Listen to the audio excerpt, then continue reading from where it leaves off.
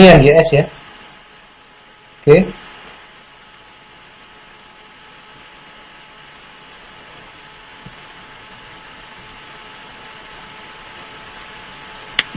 Saya pakai weekly misal. Oke teman-teman lihat ya. Dari zaman jebot harganya nggak pernah menyentuh harga sekarang. Ya. Angka 900 kelihatan nggak di chart? Kelihatan ya. Berarti sekarang kelihatan harga 900 tuh. Nggak usah 900, paruhnya aja deh.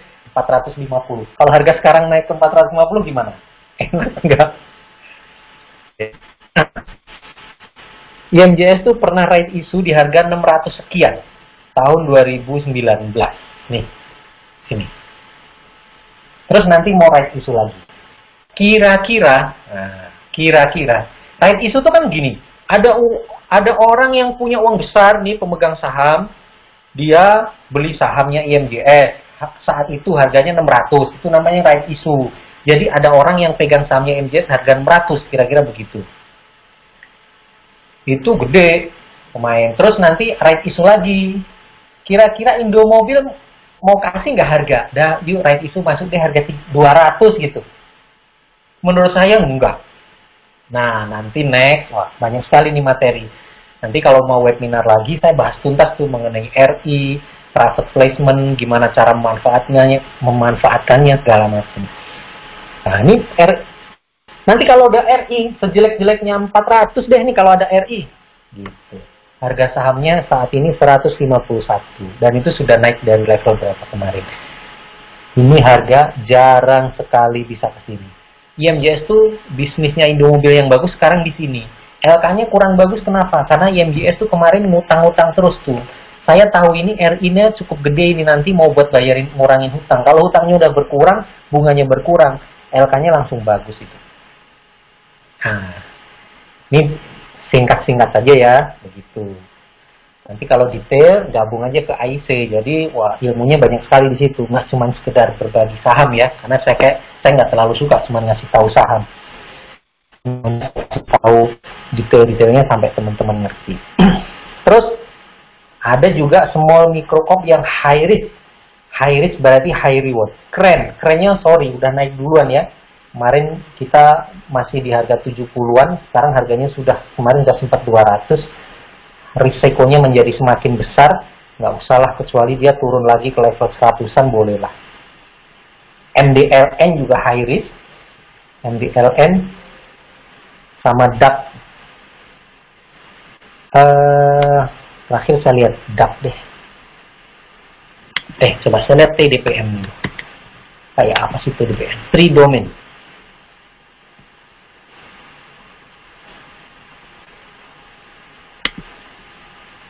One week ya, udah 1 week.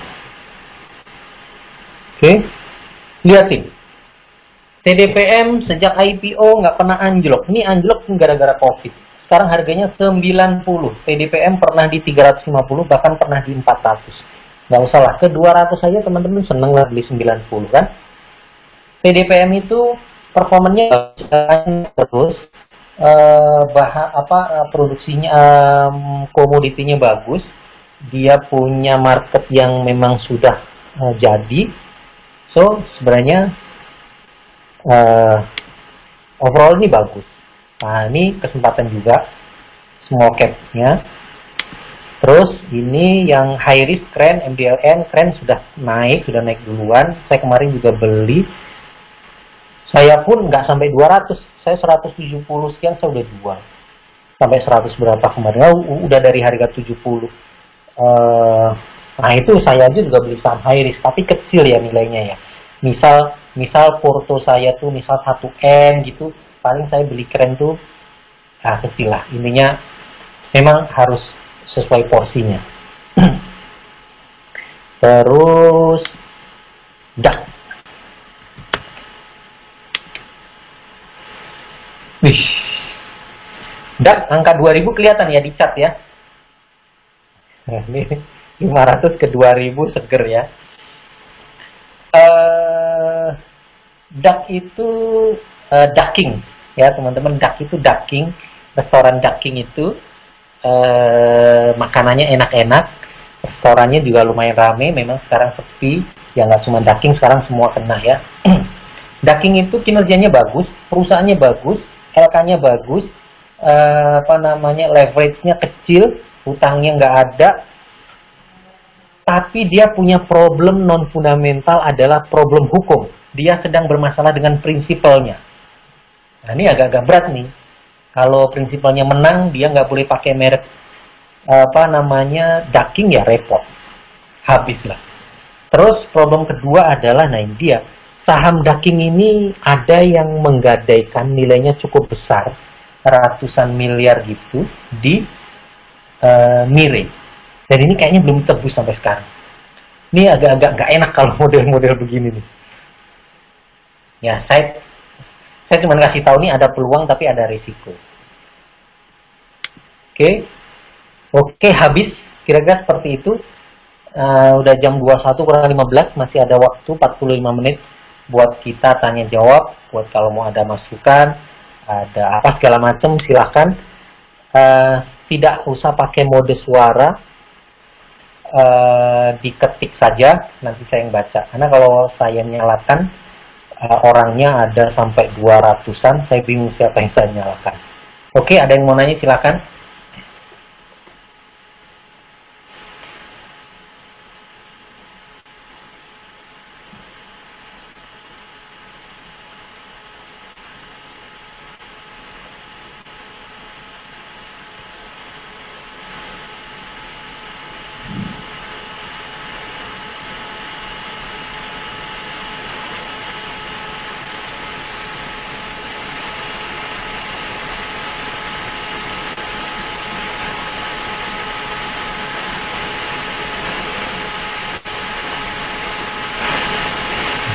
Diketik aja, nggak apa-apa. Nanti kalau kira-kira ketikannya udah diem, saya baca. Saya sih ini udah sambil baca sih ini.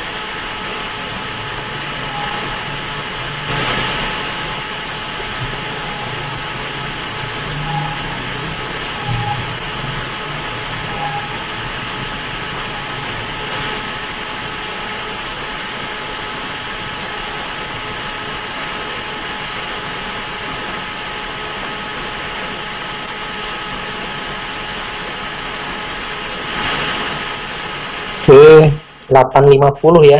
Saya mulai baca ya. 8.50 ngetik-ngetiknya saya tutup dulu.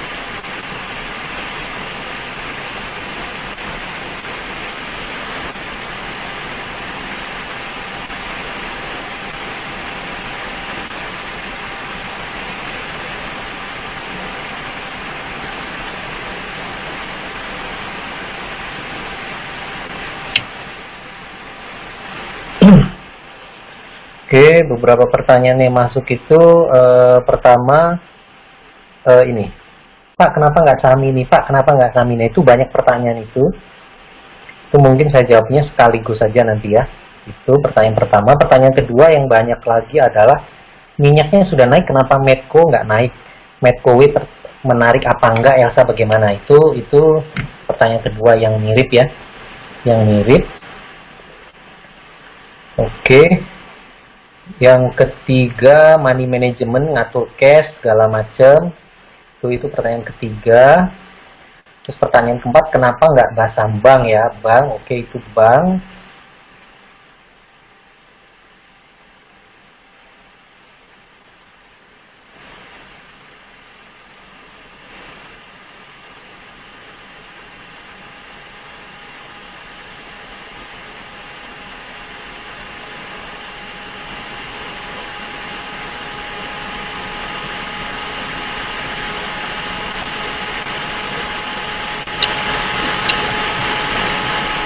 Oke, saya mulai jawab ya. Oke, pertama mengenai Medco, mengenai oil. Medco hari ini harganya berapa ya?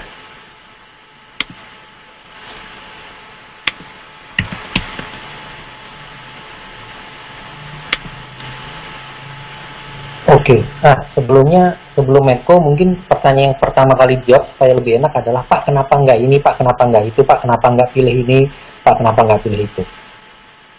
Jawaban saya adalah, ya seperti tadi ya, memang yang saya sampaikan bukan hal yang sempurna, bukan hal yang istilahnya paripurna, tapi itu maksimal apa yang bisa saya sampaikan. Tetap mungkin ada kekurangan. Contoh Dimas kenapa nggak dipilih, kan bagus. Iya, itu memang bagus. Tapi mungkin saya perspektif saya adalah saya cari yang memang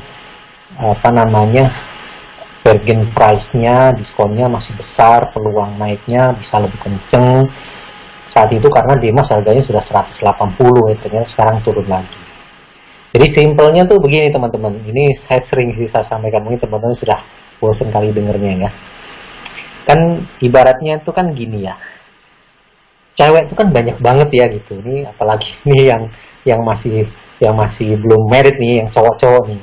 Wanita tuh kan banyak sekali kan, banyak saya cakep, kan nggak mungkin kita nikahin semua kan gitu kan, susah. Saya banyak yang cakep. Tapi yang lain-lain tuh cukup dipacarin bentar-bentar aja, cium-cium dikit, pokoknya sebentar-bentar aja gitu, yang dinikahin satu aja, kira-kira begitu.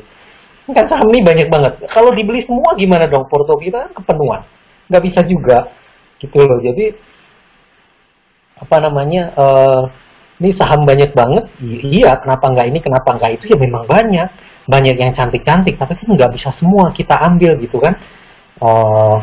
Dalam satu waktu nggak bisa kan masuk kamar semua kan nggak bisa, kira-kira begitu ya. Yang lain cumin sebentar aja lah, maksudnya tuh dibeli buat trading aja sebentar, udah pernah cuan, udah yang di keep lama nih, mana cari yang kira-kira paling seret, paling bagus, keep. Nah, jawaban saya kira-kira seperti itu. Terus mengenai Medco itu mulai ngerem. Tapi Medco tuh channelingnya kalau lihat teknikal sebenarnya juga nih mulai range-nya sempit, mungkin nanti break dia bisa naik sih. Sejak kemarin ada pengumuman right issue kan. Nah, right issue itu mungkin yang menyebabkan investor mulai ngerem tuh. Mereka nunggu nih right issue-nya di harga berapa nih. Khawatirnya dia di harga bawah. Kalau di harga 400 gitu kan, terus bener-bener ngerem Medco-nya, termasuk warrant-nya. Menurut saya itu penyebabnya. Kalau Elsa kemarin sempat naik kok. Elsa tuh kemarin sempat 240 loh teman-teman. Dari 200-an sempat naik kenceng. Waktu IHSG mulai di atas 5.000 tuh dia mulai naik kenceng. Jadi sebenarnya Elsa tuh ya lumayan cocok sih. Ini waktu koreksi ya koreksi. Tapi Elsa hari ini bagus kok. Elsa kayaknya hari ini malah nggak koreksi kan? Elsa tuh kemarin sudah mulai jalan sebenarnya. Tuh, hari ini kayaknya tipis aja koreksi. Kemarin apa yang nggak koreksi? Jalan kok Elsa itu. Nih lihat ini. Nah ini kan level konsolidasi dia kan ini nih. Batasnya di harga 226 ini kan 225. Kemarin udah break nih. Nah ini kalau IHSG nggak koreksi ini kemarin bablas ini 250 bisa naik ke 300. Ini masalahnya sempat ada kayak gini. Nah, terus Medco itu RI terakhir dia di harga 600. Dan yang ngambil RI-nya Medco terakhir kemarin fund gede tuh, fund asing gede. Termasuk juga grupnya Panigoro juga ada yang ambil. Saya punya data tapi udah agak lupa ya, saya nggak bisa ingat-ingat. Tapi saya masih punya catatannya. Prinsipnya begini, hari ini kalau ada RI lagi, menurut saya, nah ini kan kondisi COVID begini ya. Ini kan antara kepentingan pemegang saham lama yang sudah terlanjur beli saham Medco di harga 600 saat RI kemarin, dengan nanti orang yang baru masuk, itu kan kepentingan orang lama nih. Orang lama pasti nggak mau, enak banget, you baru masuk harganya di bawah 600, nggak bisa dong, minimal you pakai 600 dong gitu. Antara kebutuhan itu, atau kebutuhan memang Medco lagi perlu dana nih. Karena sekarang lagi shortage likuiditas, kondisi kayak begini kita perlu dana. Manajemen, udahlah bos, kita kan perlu dana. Dia nego, turun harga segini, kasihlah. Nah, antara kedua kepentingan itu saya nggak tahu menangan yang mana. Makanya ini pasti terhambatnya karena mau RI. Nah, mau nggak mau, ini market pasti nunggu RUPS. Luar biasa untuk menentukan harga tebusnya berapa. Kalau harga tebus jelas, harga sahamnya pasti gerak. Tapi menurut saya, karena kalau Pak Hed kira-kira gimana? Kalau menurut saya 600 sih. Nggak jauh dari situ. Kemudian di harga 600 tebus. Kalau harga tebusnya 600, Medco naikin. War-nya juga naik. Oke, yang menarik dari Medco tuh begini. Medco itu adalah, dia tuh kalau akuisisi perusahaan tuh selalu dapat murah. Tuh hebatnya dia begitu. Dulu waktu akuisisi Newmont, yang sekarang diganti nama Aman Mineral itu, dulu dia murah banget tuh. Beli dari si BRMS ya, dari Bakri ya. Itu murah. Pada waktu akuisisi itu, Medco tuh belum punya duit. Tapi, karena Medco ya ratingnya bagus, dijalankan oleh manajemen yang punya nama-nama reputasi bagus, artinya bank-bank juga mau danai. Waktu itu didanai Bank Mandiri, ada sindikasi bank, leadernya kalau nggak salah Bank Mandiri, biayai sekian triliun. Terus setelah akuisisi, Medco kan right issue kan, setelah itu kan, itu right issue tuh buat apa? Buat bayar utang loh. Jadi Medco tuh, dia begitu, gue kalau RI sekarang lama nih, kalau RI itu kan ke OJK dulu, bla bla bla, lama banget, akuisisinya keburu telat ini, dia didilin dulu akuisisinya, bayarin dulu pakai uang bank, setelah itu dia bawa RI buat bayarin utang, gitu.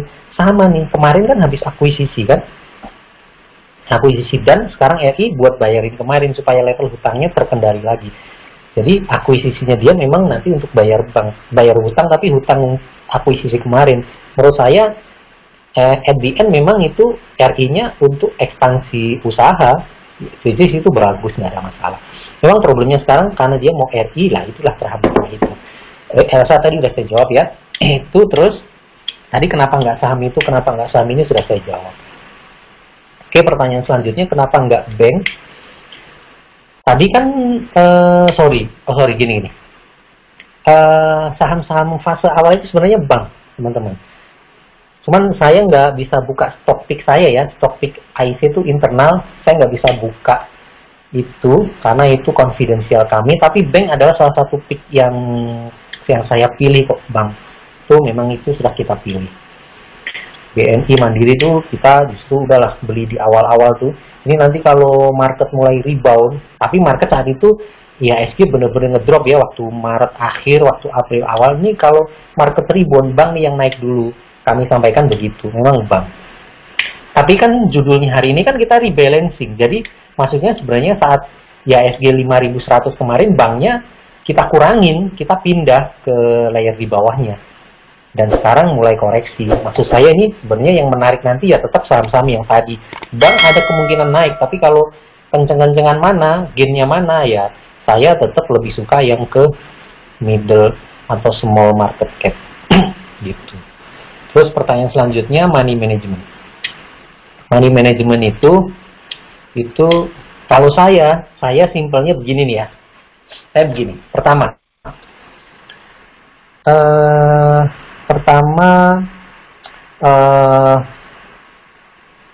dalam kondisi kayak gini, kita ngomong dalam kondisi normal lah ya, normal. Ada orang yang full porto, ada orang yang memang kasih spare cash, namanya dry powder istilahnya. Dry powder itu uang cash yang sewaktu-waktu bisa digunakan kalau terjadi pergerakan market yang tidak kita inginkan, biasanya kalau koreksi. Dry powder itu sebenarnya kalau investor yang bener-bener nih, yang textbooknya nih, dry powder tuh nggak boleh ditaruh di RDN. Kalau taruh di RDN tuh namanya bukan dry powder, karena taruh di RDN tuh tetap, namanya kita manusia ya, kita tetap terpancing menggunakannya. Biasanya misal nih kita punya uang 200 juta mau pakai saham, 50% dulu deh gitu, 50% buat beli saham. 50%-nya sebenarnya mau buat beli saham, tapi disimpan dulu, nggak di stok ke RDN. Misal dibeliin emas batangan, atau didepositokan di bank yang kira-kira ditarik sewaktu-waktu aman, gitu-gitulah. Jadi aset kelas yang lain. Itu pertama dari yang untuk aset class allocation itu. Kemudian yang kedua, kalau sudah beli saham, saya tidak beli saham yang sektornya sama dalam satu porto. Misal nih, saya diversifikasi gitu kan, ada yang nanya, "Pas, coba sini lihat fotonya." Yang dibeli BTN, BRI, Mandiri, BCA, BRI, itu mah bukan diversifikasi. Sahamnya sih 6, tapi isinya banking semua. Itu kalau koreksi semua, naik semua. Itu namanya bukan diversifikasi. Jadi kalau saya tidak beli saham yang berada dalam satu sektor, semua enggak. Saya pilih salah satu yang kira-kira potensi naiknya paling bagus di antara itu semua siapa gitu. Terus saya tidak beli saham yang grupnya sama. Gue diversifikasi lo, mana coba lihat. Sahamnya isinya BRPT sama TPIA, juga bukan diversifikasi. Atau isinya BHIT, MNCN, BMTR. Nah, itu tiga-tiganya itu dibeli semua. Atau isinya LPCK, LPKR, LPPR, LIPO semua. Itu bukan diversifikasi. Nah, saya tidak beli. Kalau mau beli satu grup, beli salah satu. Itu untuk hedging. Gitu. Terus,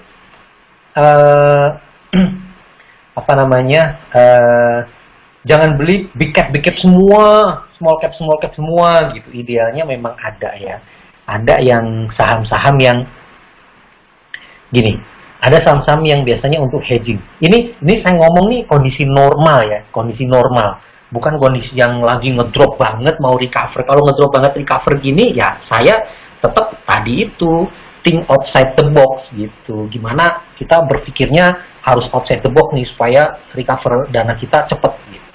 Kalau dalam kondisi normal sebaiknya ada saham-saham defensif satu. Defensif itu maksudnya kalau someday ada isu apa global yang bursa saham itu volatil, porto kita aman karena di situ ada saham gede yang nggak terlalu bergerak volatil ngikutin indeks.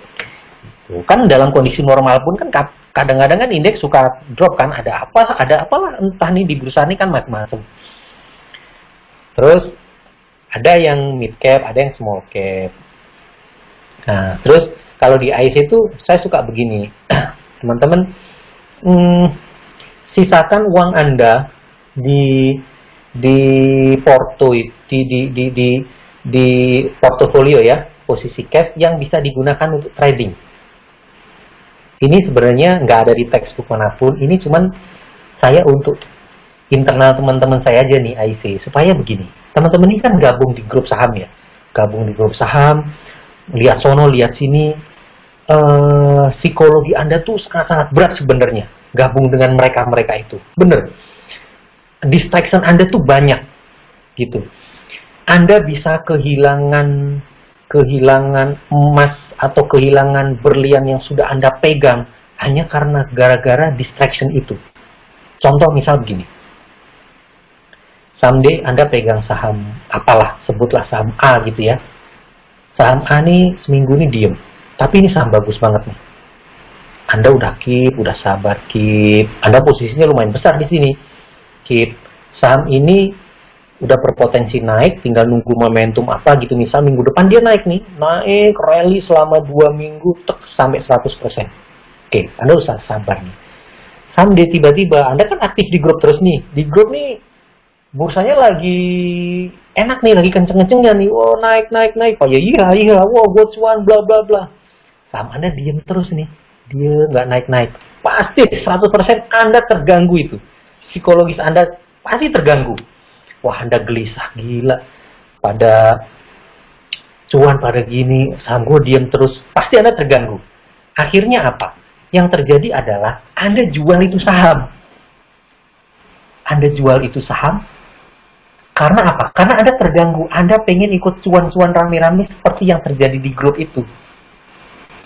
Pas Anda jual, Anda pindah ke saham itu, mungkin saham itu naik, Anda terhibur sedikit. Tapi besoknya saham yang Anda jual naik terus, Anda sudah nggak sempat buyback. Habis kesempatan Anda. Itu sering terjadi. Itu sering terjadi, dan orang seperti sering konsultasi dengan saya. Nah, adanya pengalaman seperti itu, saya bilang, kasihlah spare uang berapalah. 5% lah dari nilai porto Anda, taruh di situ untuk trading, itu untuk hiburan, untuk memuaskan adrenalin, untuk memuaskan psikologis Anda. Memang ini nggak ada di textbook, mungkin orang ngapain begitu-begitu, udahlah beli simpen, value investing aja lah, simpen, ntar juga cuan, nggak segampang itu men, gitu. Saya kasih tahu, kita kan sama-sama di saham, nggak usah terlalu textbook begitu, nggak ada, value investing itu berat. Saya cuma kasih tahu aja, nggak semua orang bisa. Dan yang saya kasih tahu ini, itu berhasil. Itu buat saya juga, saya berhasil. Akhirnya, saat terjadi euforia begitu, dengan hanya 5% aja, saya sudah cukup terhibur, dan saham saya yang posisinya gede, diem pun nggak ada masalah. Saya nggak, biarin aja. Kita juga main ini enak kok, kecil. Giliran saham kita yang gede itu naik, itu berhasil. Nah, itu. Ya. Money management sih buat saya sebenarnya itu ya, tetap ada dry powder, simpen, kalau sewaktu-waktu ada itu bisa digunakan. Terus yang tadi itu persebaran sektor dan grup korporasinya lengkap. Terus ada saham hedging, ada saham yang middle, ada saham small, jadi lengkap. Nanti kalau saat volatil saham porto kita aman. Saat saham-saham kapitalisasi kecil naik, kita juga enak karena kita punya sahamnya. Oke, itu. Terus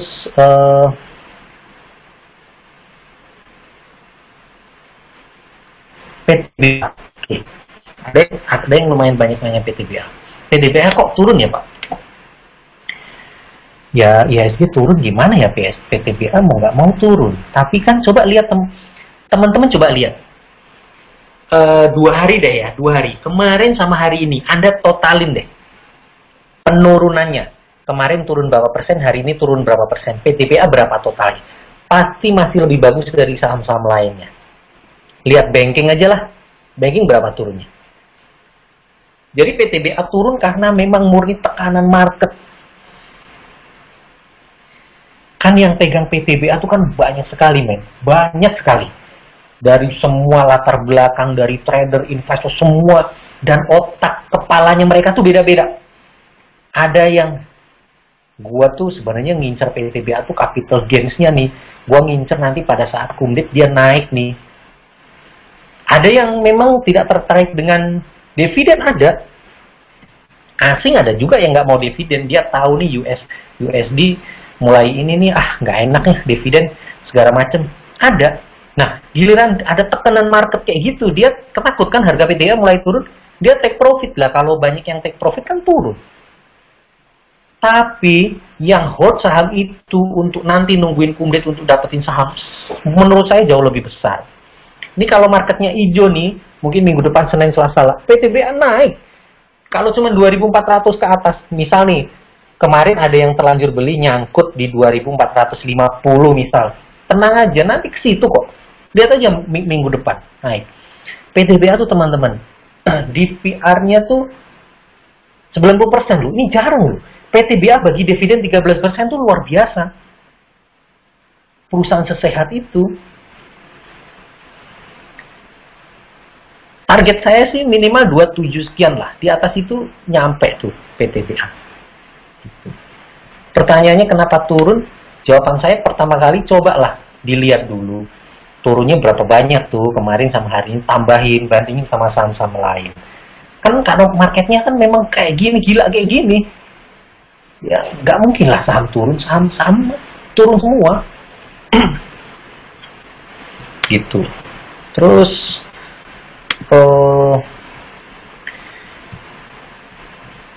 apa lagi ya? Indeks untuk middle dan small cap untuk lihat, nggak ada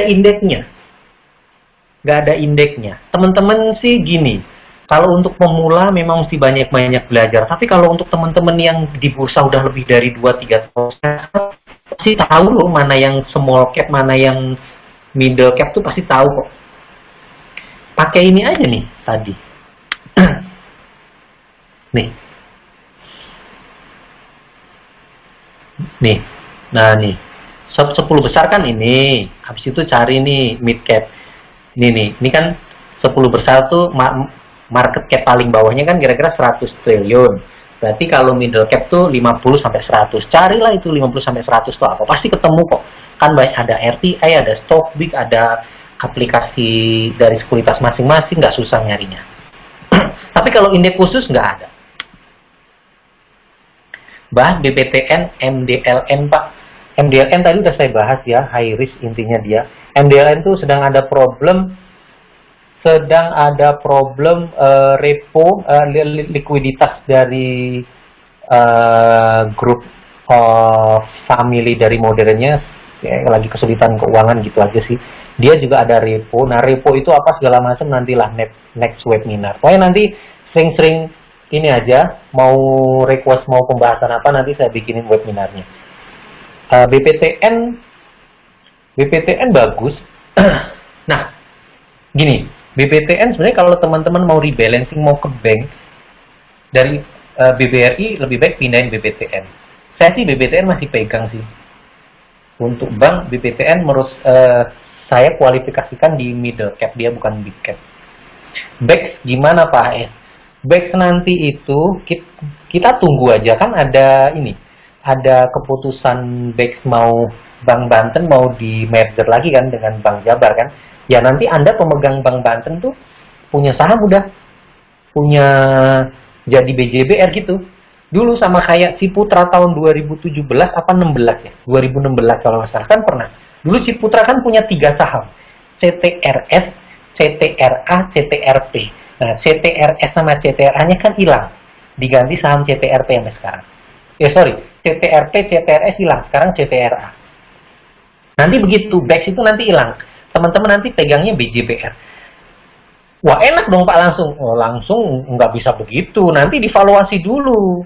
BEX-mu berapa? Mungkin kamu punya 100 lot. Mungkin nanti bisa tinggal 2 lot gitu.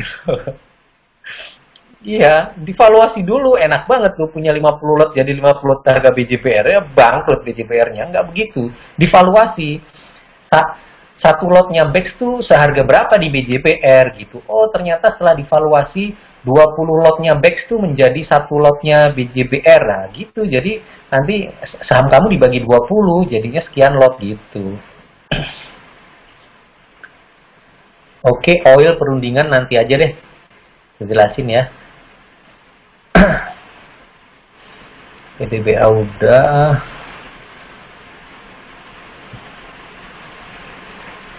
Mau jual pasar nego nih apa nih? Swing trade pakai menggunakan teknik stop. Ini teknis ya Mbak Oni, swing trade lebih enak pakai teknik stop loss atau take profit. Yang benar sebenarnya sih lebih ke stop loss ya. Kalau trader saya lihat sih pakai bukan stop loss, namanya trailing stop. TS ya, jadi trailing stop tuh supaya memaksimalkan profit. Masalahnya kalau kita take profit, kan kita tidak tahu itu saham yang naik itu kan kita tidak pernah tahu saham itu akan berhenti naik di berapa gitu kan teorinya kan, karena itu memang benar, selama itu saham naik dia akan bisa terus naik. Kita pakai profit, kita TP lah besoknya naik lagi kan gitu. Yang paling pas itu sebenarnya pakai trailing stop. Anda pasang, misal Anda selalu ikutin harga saham itu 3% di bawahnya. Misal harganya sekarang 200 misal. Berarti trailing stop Anda di 192 atau berapa. Nanti saat dia naik, trailing stop Anda naik. Once dia turun melewati batas itu, ya udah ke TP gitu aja. Jadi selama dia naik, Anda masih ikutin dia terus, itu namanya trailing stop. Ada tuh di aplikasinya sekuritas.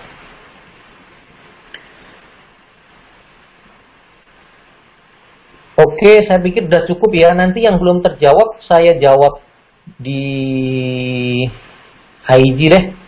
Nanti saya bikin posting di situ. Yang belum terjawab nanti tinggal diketik di situ lagi. Nanti biar saya jawab di situ. Oke teman-teman, itu webinar dari saya ya. Mudah-mudahan ke depan saya masih banyak lagi. Nah, ini saya mau kasih tahu nih ya. Nih. Saya punya recording ini FCC yang saya jalankan dengan teman-teman di IC. Dari mulai tahun 2017, ini banyak sekali karena kita sering banget, hampir dulu seminggu, 2 minggu sekali. Ini ilmunya, ini bukan pick saham. Kamu beli saham ini, beli saham itu, pom-pom nggak ada. Saya nggak pernah begitu. Itu nggak ada gunanya. Ini adalah ilmu. Bencok tuh kenapa sih, home tuh ada apa sih, bla bla, itu detail sekali saja. Dan itu ilmu tuh nggak bisa ada dapat dari mana-mana. Namanya backdoor, RI backdoor, macam-macam lah. Terus SSQMI itu pabrik emasnya itu sebenarnya bagaimana kok bisa segala macam, itu detail sekali kayak begitu. Terus mempelajari masalah repo, masalah RI, memanfaatkannya segala macam itu saya jelaskan detail. Ini nanti bisa saya share juga ke teman-teman, tapi bukan ini ya. Tapi materi seperti ini saya bikin webinarnya. Yang penting stay tune. Saya cuma bilang begini, saya tuh dikasih tahu temen deket, kamu kan punya IG, ramein lah IG-mu. Belum banyak materi-materi bagus di IG perihal investasi saham. Saya juga tahu, gitu.